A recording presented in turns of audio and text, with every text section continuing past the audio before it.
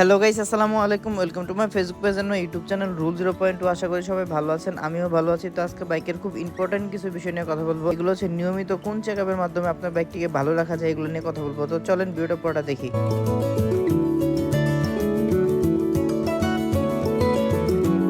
আমাদের দৈনন্দিন জীবনে বাইক খুবই ইম্পর্টেন্ট ভূমিকা পালন করে। বর্তমানে আমরা যাতায়াত ব্যবস্থা বাইক ছাড়া কল্পনাই করতে পারি না। বাইক যেমন আমাদের সময়কে সাশ্রয় করে, তেমন আমাদের টাকাকেও বাঁচিয়ে দেয়। তো এই জন্য আমরা দিন দিন বাইকের প্রতি ঝুঁকে যাচ্ছি। তো আপনি আপনার বাইকটাকে যেরকম ভালো টেক কেয়ার করবেন, মেনটেন্স করবেন, আপনার বাইকটা কিন্তু ওই রকমই ভালো সার্ভিস আপনাকে দিবে। তো আপনাকে জানতে হবে কোন কোন বিষয়গুলো যদি আপনি খেয়াল রাখেন আর ওইগুলো যদি আপনি মেনটেন করে রাখেন, আপনার বাইকে কোনো রকম কোনো সমস্যা হবে না। কারণ বাইকে যদি একবার সমস্যা শুরু হয়, সেক্ষেত্রে দেখা গেছে আমাদের মন মেজাজ ভালো থাকে না এবং আমাদের টাকাও কিন্তু খরচ হয়। তো আপনি যদি ভালোভাবে মেনটেন্স করে রাখতে পারেন, সেক্ষেত্রে কিন্তু বাইকের আহামরি কোনো সমস্যা হয় না। তো প্রতিনিয়ত যে বিষয়গুলো চেক করতে হবে, এগুলো আমি আজকে ভিডিওতে বলে দেবো।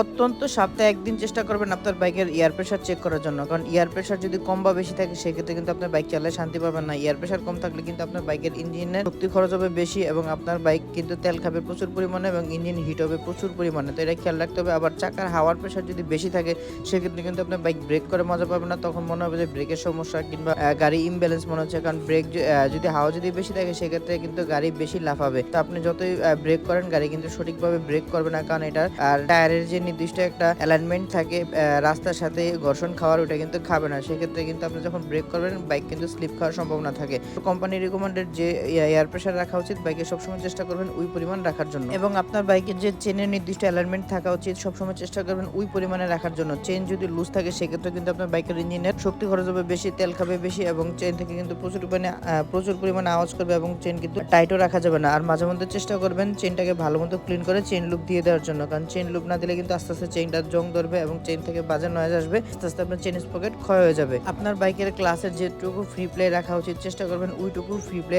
রেখে বাইকটা চালানোর জন্য। বেশি পরিমাণে টাইটও দরকার নাই, লুজও দরকার নাই। সেক্ষেত্রে কিন্তু আপনার বাইকের সমস্যা হতে পারে। আর টাইট করে চালালে, হাফ ক্লাস করে চালালে আপনার কিন্তু ক্লাসের বাটে ক্লাস প্লেট দ্রুত নষ্ট হয়ে যাবে। আর যদি আপনি ফুল করে চালান, সেক্ষেত্রে কিন্তু গিয়ার শিফটিং হার্ড মনে হবে এবং গিয়ারের যে সমস্ত প্রিমিয়াম আছে, এগুলো আস্তে আস্তে ক্ষয় হয়ে যাবে। তো এগুলো কিন্তু খেয়াল রাখতে হবে। প্রচন্ড ধুলাবালি কিংবা কাদা দিয়ে বাইকটা চালিয়ে আসার পরে সবসময় চেষ্টা করবেন বাইকটাকে ওয়াশ করে ফেলার জন্য। কারণ আপনি যদি কাদা ধুলাবালি প্রচুর পরিমাণে সবসময় বাইকে লাগাই রাখেন বা এটা দীর্ঘ সময় ধরে রাখেন, সেক্ষেত্রে কিন্তু বাইকের আউটলুকিংটা নষ্ট হয়ে যাবে এবং কালার ড্যামেজ হয়ে যাবে এবং আপনার বাইকে জং ধরার সম্ভাবনা থাকে বেশি। আর অতিরিক্ত রোদের মধ্যে কখনোই বাইকটাকে রোদের ভিতরে পার্কিং করবেন না। আর পার্কিং করলেও সবসময় চেষ্টা করবেন বাইকটাকে ডাস্ট কভার দিয়ে ঢেকে রাখার জন্য। আর সমতল জায়গায় কিংবা ছায়ার ভিতরে পার্কিং করার চেষ্টা করবেন। সেক্ষেত্রে আপনার বাইকটা ভালো থাকবে এবং কালারটাও ভালো থাকবে। প্রতি 4000 কিলোমিটার পর চেষ্টা করবেন আপনার বাইকের টেপিটা জাস্ট করার জন্য। আপনার টেপিটা যে কোম্পানির রিকমেন্ডেড মাপ আছে, চেষ্টা করবেন ওই মাপ অনুযায়ী আপনার বাইকটাকে রাখার জন্য। এবং সবচেয়ে ইম্পর্টেন্ট যে বিষয়টা আপনাকে খেয়াল রাখতে হবে, আপনার বাইকের ইঞ্জিন অয়েল। কখনোই আপনি ইঞ্জিন অয়েল ডুপ্লিকেট কিংবা লোকাল ইঞ্জিন অয়েল ব্যবহার করবেন না। চেষ্টা করবেন 2 টাকা বেশি গেলে অরিজিনাল ইঞ্জিন অয়েলটা ব্যবহার করার জন্য। এবং প্রতি 1 মাস কিলোমিটার পর আপনার বাইকের ইঞ্জিন অয়েল লেভেল চেক করবেন। ইঞ্জিন অয়েল লেভেল চেক করলে একটা বিষয় হবে যে আপনার বাইকের ইঞ্জিন অয়েল কম বা বেশি থাকলে আপনি এটা সহজে নোটিস করতে পারবেন। আর কম তো কোনোভাবেই রাখা যাবে না, কারণ অনেক বাইক আছে পিস্টন দুর্বল থাকে। সেক্ষেত্রে কিন্তু ওই বাইকের ইঞ্জিন অয়েল আস্তে আস্তে কমে যায়। আর ওই কমে যাওয়া অবস্থা বাইক চালালে ইঞ্জিন সিজ হওয়ার সম্ভাবনা থাকে। ধন্যবাদ সবাইকে, আসসালামু আলাইকুম।